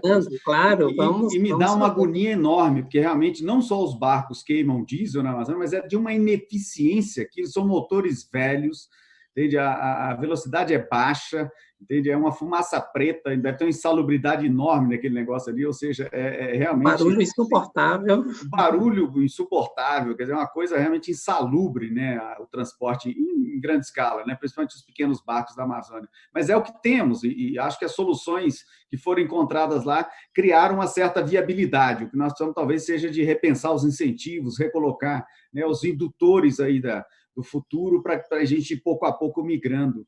Mas fico muito feliz de saber que já existe tecnologia, quer dizer, já é possível hoje com o que já existe. O que a gente tem que ter uma decisão e um alinhamento, eu acho, né? E, aliás, é nesse sentido, eu queria fazer uma outra rodada, aproveitando. O papo está muito bom, gente, então eu nem sei se eu estou esculhambando aqui com a agenda toda, mas o papo está tão legal que eu acho que a gente devia seguir em frente aqui na conversa. Derivou, acho que todas as falas de vocês agora, nessa última pergunta, conectaram com um ponto, principalmente a do Américo, acho que ficou muito claro isso, quer dizer, a gente tem que trabalhar em coletivos, a gente tem que trabalhar em parcerias, a gente tem que alinhar o poder público, concordando contigo, Américo, que tem a caneta na mão e bota as políticas para funcionar para essa ou para aquela direção, né? Eu acho que é importante o engajamento da sociedade também, quer dizer, toda essa vontade de aprender, essa vontade de empreender do Amazônida, né? Como é que a gente entende isso melhor dentro da linguagem das potencialidades do Amazônida, tá? Para ajudar a criar os meios, não para ajudá-lo a ser o que ele quer ser, não é isso, é para ajudar a prover os meios para que essas pessoas, esses setores, esses grupos de interesse possam prosperar. Mas tem um elemento aí que é a união de esforços, né? E aí eu queria talvez pegar um pouquinho de gancho aí da experiência de vocês, como que a gente constrói isso? Quer dizer, nesses projetos, nas iniciativas, nas ações corporativas que vocês vivenciaram na Amazônia, qual foi aquela faísca inicial? Como é que vocês conseguiram conectar interesses para botar a turma para andar para o mesmo lado, em especial naquilo que tange a relação com o governo, né, que volta e meia é sempre conflituosa, etc. Então, eu vou subverter aqui um pouco a lógica, América, eu vou até começar contigo, você foi o provocador aqui dessa questão das alianças estratégicas. Como é que a gente promove mais alianças? Como é que a gente quebra barreiras para poder caminharmos para o mesmo lado? Ou seja, enfim... Por favor. André, vou te contar um pouquinho da nossa experiência por lá, né, que não necessariamente é a expressão da verdade, mas foi como a gente aprendeu a lidar naquela região, né? Bom, primeira coisa, eu vou falar um pouco da Vivo. Quando a gente resolveu comprar crédito de carbono, a gente foi pesquisar quem já estava fazendo isso com excelência. Eu te comentei aqui do RED D+, que é lá do Vale do Jari, que já era uma experiência de sucesso lá no Pará, então nós fomos buscar no Vale do Jari alguém que já estava tendo uma experiência de sucesso para comprar crédito carbono desse grupo. Dentro do campo da educação, a gente construiu uma parceria com os atores locais. A Fundação Vitória Amazônica, por exemplo, é o nosso parceiro naquela região. Então, a gente foi buscar um parceiro local que já conhecia a região, conhecia o seu entorno. Nós chamamos a Secretaria de Educação e, a partir de uma discussão com a Secretaria de Educação, foi totalmente customizado o processo de inclusão digital dos alunos daquela geografia. Então, partiu, vamos lá, nossa experiência, de gente que já estava atuando, conhecedor da floresta, conhecedor daquela região, daquela geografia e da sua cultura. A partir da discussão com esse grupo parceiro, nós levamos uma proposta para a Secretaria da Educação flexível, não foi uma proposta empacotada, a gente não chegou lá com algo pronto, isso é uma característica nossa, que a gente trabalha muito forte isso, como eu te citei aqui, faz parte de uma linha estratégica da Fundação, usar os saberes locais, então a gente pergunta o que essa secretaria tinha de importante para realizar. Então, a partir de um parceiro local, a Secretaria de Educação, a gente construiu uma solução adequada àquela região. Esse projeto, só para contextualizar, ele está em outras 5 geografias aqui do Brasil, e nenhuma geografia é igual a outra. Nenhum projeto, se você for ver a sua aplicação nas escolas, a gente tem aí aproximadamente 1.000 escolas no Brasil, na região da Amazônia, ali 280 escolas em Manaus, escolas de ensino fundamental, nenhuma dessas escolas é parecida com a outra, porque o projeto usa realmente as experiências locais e parceiros locais.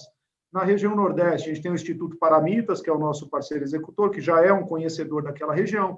Nós temos o César, lá de Recife, que trabalha com a gente em Pernambuco. Então, eu acho que a construção de uma proposta de desenvolvimento, incluindo esses atores, na nossa experiência, de novo, foi o que a gente conseguiu aprender ao longo desses últimos 5 anos de atuação na educação naquela região, a partir de conhecedores não quero ser repetitivo, mas conhecedores da geografia e cultura local e parceria com o Estado. E eu não queria deixar aqui isento o Estado na criação e no processo de advocacy dessa política pública. Acho que a gente precisa ter pressão nessa direção para que a política se modifique. Então, a proximidade da SEDUC, da Secretaria de Educação conosco, foi muito importante. Eu só queria citar um outro projeto que o Fábio comentou aqui. Nós temos um programa de formação empreendedora também para jovens. E nós levamos esse projeto lá para a Belterra, que é uma comunidade ali próxima a Santarém, e foi interessante. 2 garotos criaram um aplicativo de celular que ele passava para o ribeirinho a informação do horário das barcas. E ele podia comprar o bilhete das barcas a partir desse aplicativo. Isso foi uma inovação, porque o ribeirinho, antes, ele não tinha como saber o horário das barcas, não, ele tinha ali uma janela de tempo de mais ou menos 3 horas, ele ficava na beira do rio esperando a barca passar. Com o aplicativo, isso deu mais assertividade para ele, além do que dele poder comprar o bilhete online. Então, isso a partir de um saber local. Nós ensinamos, a gente levou para esses garotos, tão simples quanto um projeto onde ele pensava na vida dele primeiro, depois ele pensava num problema que ele queria resolver, e a última etapa é como ele ganha dinheiro com esse problema que ele queria resolver. Então, o embarcar.com, que é esse aplicativo, ele está lá na Apple Store, na Google Play, ele faz isso. Então, a partir de um saber local, numa parceria com o Saúde e Alegria, que foi o nosso parceiro nessa iniciativa, a gente fornecia formação empreendedora para os jovens da região. Então, a gente sempre constrói a partir desses 3 pilares, né?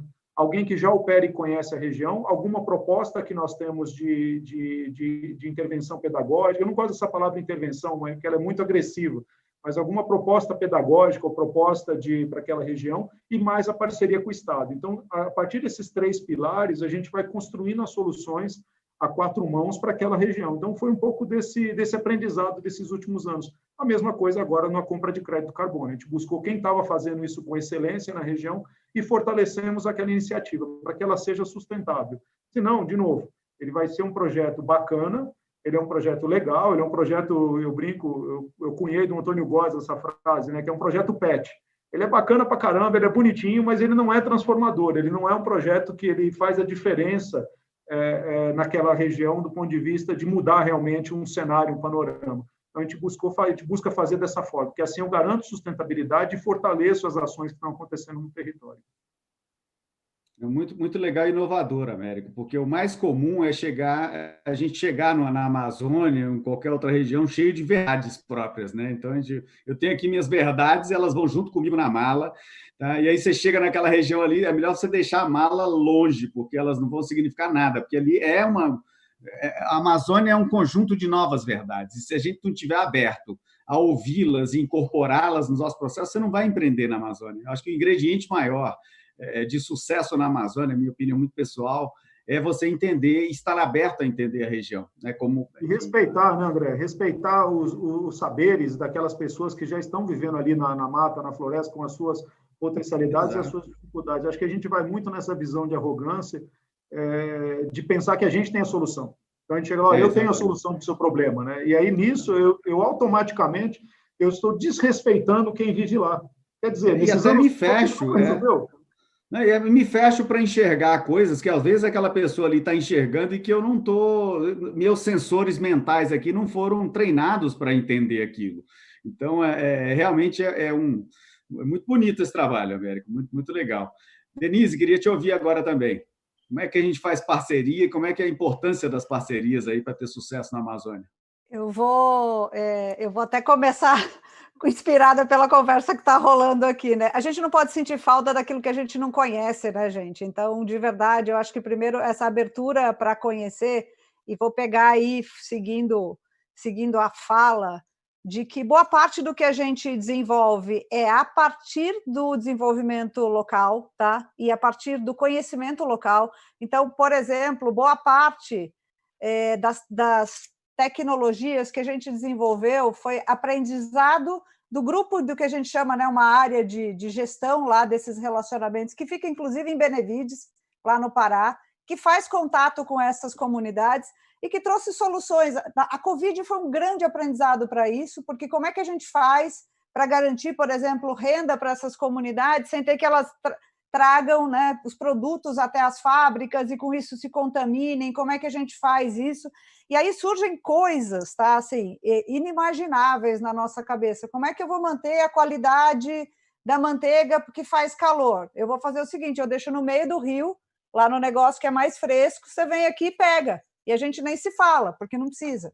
Então, assim, boa parte dessa mentalidade, inclusive, por exemplo, criar micro-refinarias que faz com que eles transportem menos, emitem menos carbono, façam, ao invés da entrega da castanha, a entrega da manteiga, para que isso tenha mais valor agregado para eles. E qual foi o nosso papel? Simplesmente ajudar com a mentalidade a criar, a partir daquela realidade local, uma cooperativa, que hoje divide mais benefícios, tá? E faz com que eles tenham uma potência de desenvolver, inclusive possibilidade deles continuarem com os filhos, com a próxima geração ali, tá?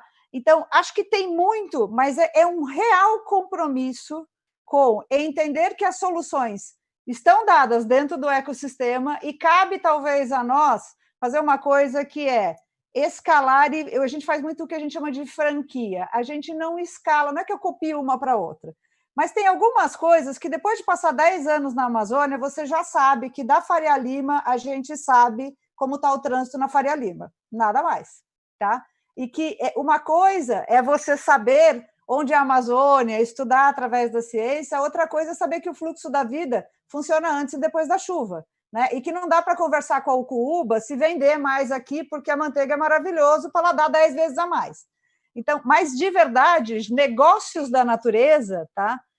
Eles são muito mais conhecidos e manejados na floresta pelos povos que lá estão. E essa é a nossa maior fonte de tecnologia. Então, trabalhar, eu acho que atores do governo local para produzir essas parcerias, de acordo com a vocação da região. E aí, uma mentalidade de o que a gente aprendeu aqui, né, como a Regina trouxe, infraestrutura que garante energia, que é um vetor essencial para a Amazônia. O que significa essa mobilidade repensada para a gente franquear minimamente, quase tem um kit básico de não cometa os mesmos erros, né? Eu falo sempre, erros novos, por favor, vamos, né? Porque os velhos a gente já sabe, já aprendeu, então vamos tentar só cometer os novos, a gente corta caminho. Então, a gente franqueia muito através de ter pessoas que conhecem a realidade local, de ter, inclusive, gente preparada para isso, para acompanhar essas pessoas, e aí sim contribuir com um olhar empresarial para talvez cada vez mais produzir um processo que fala, olha, inclusive ajuda a engajar. A gente já fez isso com parceiros, eles se falam em outras comunidades, funcionou assim, talvez fosse uma boa ideia, tá? E aí, trazendo essa rede de confiança com parceiros, acho que assim, Saúde e Alegria, ICMBio, ISA, enfim, faz com que você vá criando essa rede que praticamente protege a região e protege o conhecimento quase como um vetor de mudança. Fala, não, pode ser feito, não foi ruim, não foi ótimo. Começa a criar uma rede de positivo nisso.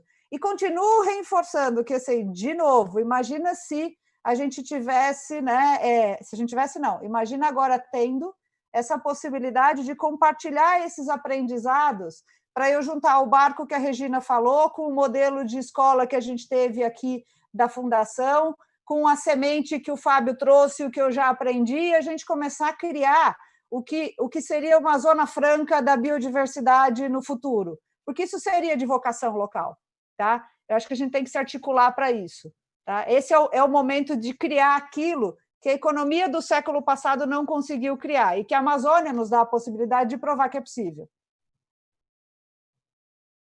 Muito legal, Denise. Eu acho isso mesmo. A Amazônia é uma grande escola, só que a gente está matando as aulas, né? Então a gente tem que realmente ter a disciplina de ir para a escola, entende? De aprender o que ela tem para ensinar para a gente.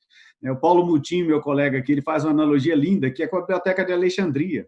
E, literalmente, a gente está queimando os livros e que a gente nem conhece ainda, entende? Tem escrituras fabulosas, soluções para problemas, tem beleza que a gente nunca viu. Né? Tem uma frase do Fernand Adrià, né? Aquele grande chefe espanhol, que até alguns anos atrás ele ia escondido para Belém. Eu soube disso por um caminho tortuoso, amigos em comum, etc. Mas ele tinha o hábito de ir para Belém do Pará, tá? E ele ia escondido, quer dizer, porque ele é um cara famoso e tal, mas ele ia sem anunciar para ninguém, e ele ia para ficar ali no Ver o Peso, né? Que é aquela feira que tem lá em Belém, que talvez seja o lugar de, enfim, diversidade de sabores, de texturas mais incrível que tem no mundo, aquele lugar ali. Realmente, eu, quando morava em Belém, adorava ir visitar. E o Fernand Adrià, numa entrevista que eu vi ele dizendo, ele falou, depois de visitar várias vezes Belém, ele disse, olha, a Amazônia é a última fronteira gustativa do planeta. Ou seja, isso dá um pouco a dimensão, entende, do que tem ali naquele lugar. Isso pelo ponto de vista de um chefe muito específico, que tem um público específico, etc. Se a gente pensar numa economia diversificada, a Amazônia é a última fronteira para muitas coisas no planeta. Né? Mas para a gente poder traduzir isso em bem-estar, traduzir isso em qualidade de vida para os amazônicos, para os brasileiros e para o mundo, a gente vai ter que realmente reconstruir a lógica de interação que a gente faz com essa região, e aí realmente é uma troca, né, Denise? Acho que você está trazendo aqui é interessante, porque lá conhecem muito, sabem muito, etc., mas não sabem tudo. Cá a gente conhece algumas coisas também e tem nossas deficiências. O encontro desses saberes... Soma desses recursos, né? Fala assim, exatamente. Você quer saber o potencial da Amazônia e o quanto a gente não conhece? Entra numa sorveteria. Com 5.000 frutas, 90% que está na parede, você nunca sabe nem repetir. Boa lembrança. Tem nomes que eu não consigo nem lembrar mais, mas tinha uma sorveteria, a gente não pode fazer marketagem aqui, então não vou falar o nome, mas tem uma sorveteria lá em Belém, que a primeira vez que eu entrei, entende? Eu falei, eu vou precisar de um ano, entende? Vindo aqui para eu poder experimentar todos os sabores. E aí não dava, porque no ano seguinte ou no mês seguinte, ela já tinha um conjunto de sabores novos, e aí o cara já tinha inventado sorvete novo, então não deu certo, eu não consegui passar por todos os testes. Não. Mas queria voltar para você, Fábio, que ainda não comentou sobre parceria, quer dizer, vocês têm aí, você citou vários parceiros, né, que vocês construíram aí ao longo dessa caminhada e tudo mais. O que você nos traz do ponto de vista dessa experiência de construir parcerias para encontrar caminho? O que você nos diz? Legal, André.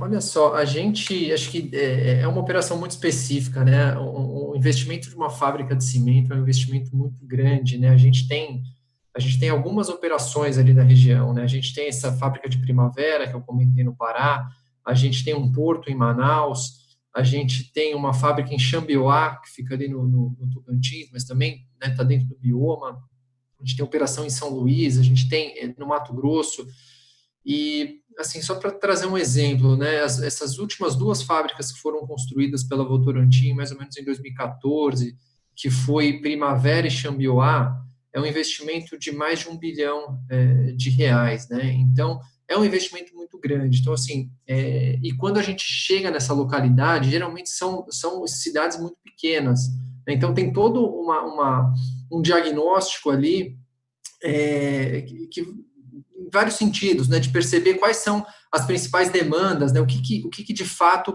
aquela comunidade que está ali em volta, que no fim vão ser nossos funcionários, né? Que a gente vai interagir ali dentro daquela comunidade, quais são as demandas reais, né? E também um trabalho junto com governos. A gente tem uma agenda que a gente chama de AGP, que que é o apoio à gestão pública, porque geralmente a captação de impostos nessas cidades, elas sobem vertiginosamente, né, no período ali que você está construindo a fábrica. E aí depois isso cai de novo, né, por conta da arrecadação. Então, tem toda uma preocupação também com esse apoio à gestão pública, como que a gente vai gerenciar esse aumento tão grande de recurso, né, de uma maneira que seja sustentável, né, vamos construir a infraestrutura de fato que a gente precisa para organizar a casa. E esse trabalho mais com a comunidade, muito em função realmente de movimentar cooperativas, como é o caso lá do Caroço do Açaí. A gente tem uma outra cooperativa também, né, para dar um outro exemplo, lá de Xambioá, que é um trabalho de geração de renda com a comunidade. Então, também foi feito um diagnóstico de qual que era a vocação ali do pessoal de Xambioá.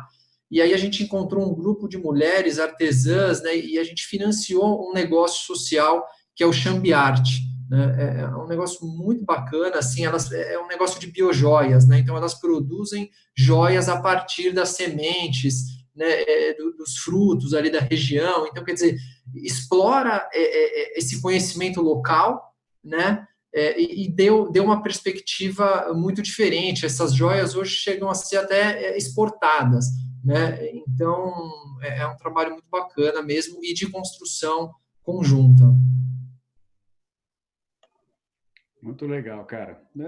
De novo, gente, o que está confirmando aqui é a tese. Olha, o ambiente é difícil, é desafiante, mas a solução está na integração, está na união de esforços, entende? Está no entendimento das assimetrias e diversidade de opinião, porque é aí que se constrói.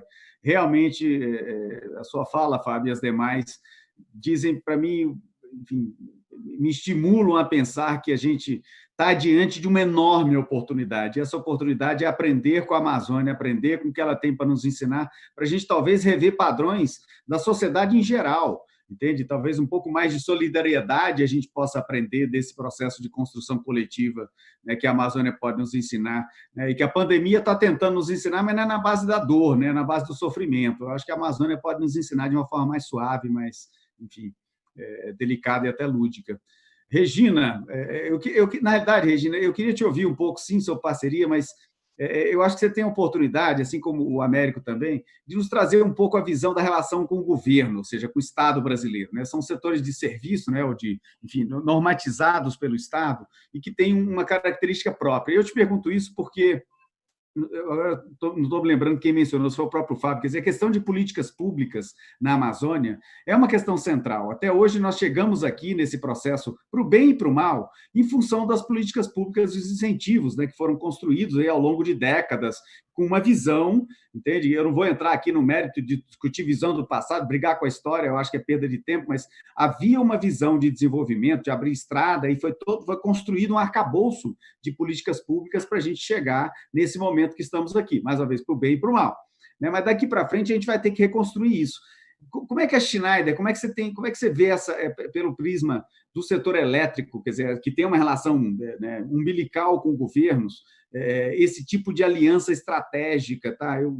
Eu acho que minha sensação é de que há um apetite dos governantes, olhando aí os governadores da Amazônia, etc., de entrar num modelo novo, mas eu ainda vejo muito tatear no escuro e o pessoal não encontra caminho. Enfim, já me alonguei aqui demais, queria te ouvir um pouco, Regina, sobre parcerias. Não, tá bom. Claro, eu acho que é fundamental o desenvolvimento dessas parcerias. A gente, na Schneider, a gente trabalha muito mais como provedor de tecnologia, né? As empresas de serviço de distribuição elétrica são nossos clientes, a gente não faz a distribuição, portanto, nosso trabalho não é diretamente regulado pelo governo, né?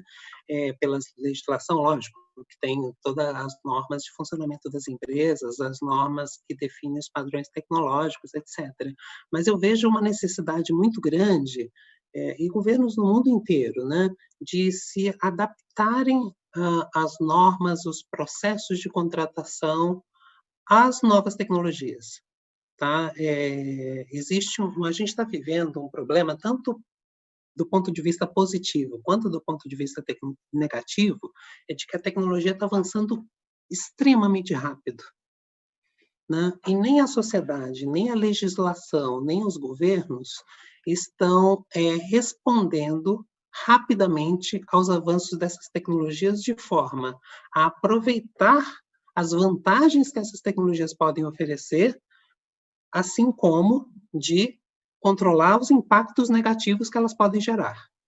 Então, eu acho que uma questão urgente, né, em todos os governos, não falo só do governo brasileiro, mas a gente vê esse dilema no mundo inteiro, é entender esse processo de mudança tecnológica e repensar, inovar também na maneira de governar, de legislar, de regular o uso dessas tecnologias, né? Eu acho isso fundamental. Falando mais do ponto de vista tecnológico, e aí aprofundando um pouco nessa ideia das redes, das parcerias. Tem um ponto importante que a gente aprendeu na Schneider, principalmente em toda essa área de tecnologia que a gente atua, você tem que fortalecer a parceria desde o desenho do seu negócio, do seu produto, da sua tecnologia, né? E a gente trabalha com o conceito de tecnologia aberta, ou seja, qualquer equipamento, software da Schneider, ele se conecta com equipamentos e software de qualquer outra empresa, inclusive dos nossos concorrentes.